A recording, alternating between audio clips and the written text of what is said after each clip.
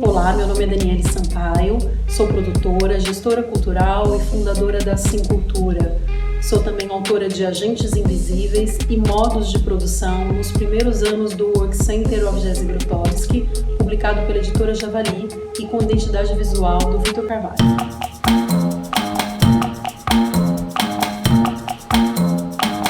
Vejo potências no teatro hoje em artistas, grupos ou mesmo espaços culturais que se experimentem, que se arriscam, que tenham perguntas fundamentais, né? Por exemplo, quando eu penso nas duas últimas montagens que o Galpão fez junto com o Márcio Abreu, eu me lembro que foi muito comovente para mim ver este grupo, que talvez seja um dos mais longevos do Brasil, tem quase 38 anos, se lançando, se desnudando, e não num lugar vaidoso, que poderia ser, né? Mas num lugar realmente que nos convoca, nos convida a essa reflexão conjunta, né? Poderia falar também da Luciane Ramos, que é dançarina, antropóloga, vai para a curadoria e consegue transitar nessas instâncias com uma verticalidade, uma pujança, né, tocando em pontos muito delicados, como por exemplo o debate antirracista, de uma maneira elegante e pungente, né? Acho que isso não é pouca coisa.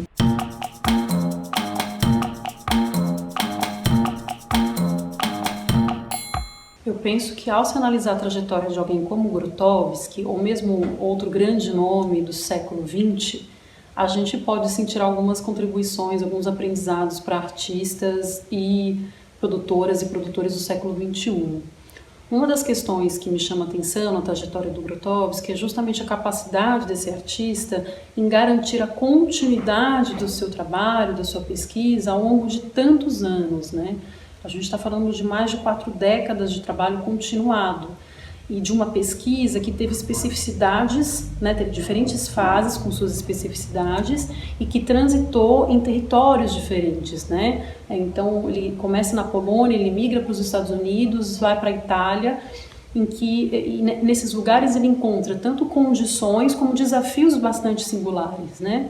E a despeito disso ele continua trabalhando. Então, se ele tem, por exemplo, no começo da trajetória, na década de 50 e 60, o desafio de estar dentro de um Estado autoritário, lidar com a censura, ao mesmo tempo é esse Estado que financia o trabalho. Então, como que ele consegue equilibrar isso de maneira a ter liberdade na sua criação?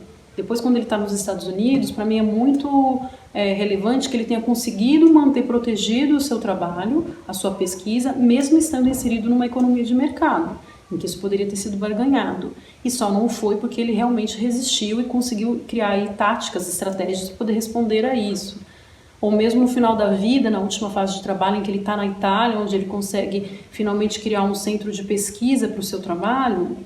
Isso se dá num contexto de neoliberalismo no mundo, né? Entre 85 e 86 que ele faz esse empreendimento junto com muitos outros agentes e outras agentes, mas de fato é num contexto em que o neoliberalismo está crescendo no mundo, né? As políticas de Estado mínimo estão sendo implementadas. Então, pensar de que maneira esse grande nome, assim como outros, não tenho dúvida de que são muitos os desafios que essas pessoas enfrentam, né? Conseguiu perpassar por tudo isso, eu acho bastante interessante, assim, quais foram as respostas que ele deu diante das questões, dos problemas, dos desafios que ele tinha em cada território, em cada momento histórico, me parece bastante instigante.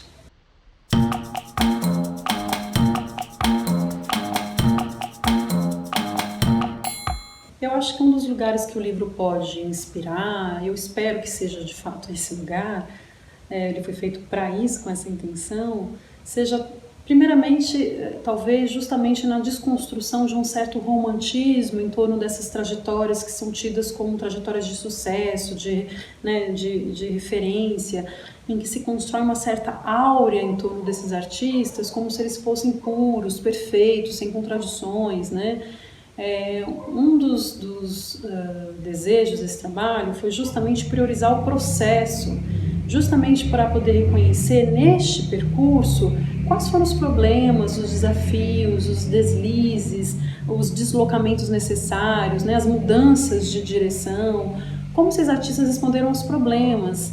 Até porque eu sinto que quando a gente vê esse resultado final, né, que normalmente é aquilo que se publiciza, aquilo que se revela, que se mostra, o que a gente está vendo ali é uma parte interessante do trabalho.